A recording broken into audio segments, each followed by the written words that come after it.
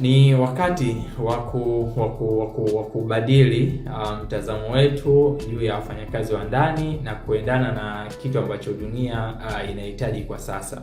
Maids wa kuishi sehemu ya kazi wamekuwa ni changamoto na ni ngumu kupata, hususani ni vijana wa miaka 18, 19, 20 hapa, akifika 22, 23 na yeye anahitaji kwenda kuanza familia. Hebu tutazame kwa faida za kuwa na mfanyakazi wa kutwa wa kwenda na kurudi.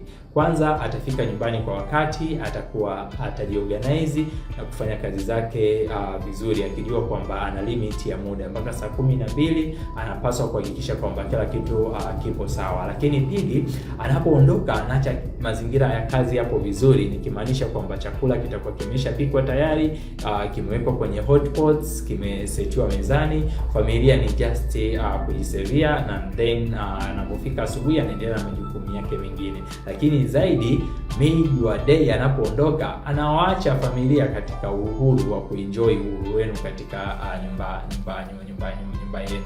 So you see kwamba mama nao anapokuja sasa ile ya jioni, anabaki na familia na kuenjoy, huku kila kitu kikiwa kimeshakuwa solved. Nafahamu kwamba kuna wale wenye watoto wadogo ambao wanahitaji kuwa na maid wa kuishi ndani ya familia, lakini if it is not necessary, then why don't we choose a day worker? Why don't we go for the day worker option?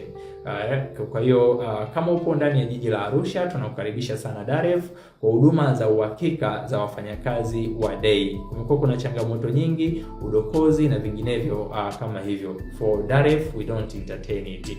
Tunahakikisha kwamba mates wetu tunawatrain katika basic principle, wanaelewa kabisa kwamba ni nini wanapaswa kufanya wakiwa kwenye sehemu ya kazi na ni nini ambacho hawapaswi kufanya wakiwa kwenye sehemu ya kazi. Kwa hiyo kwa huduma za uhakika zaidi za wafanyakazi wa ndani, tunakukaribisha Daref, na hakika hautokaa ujutie kufanya kazi nasi.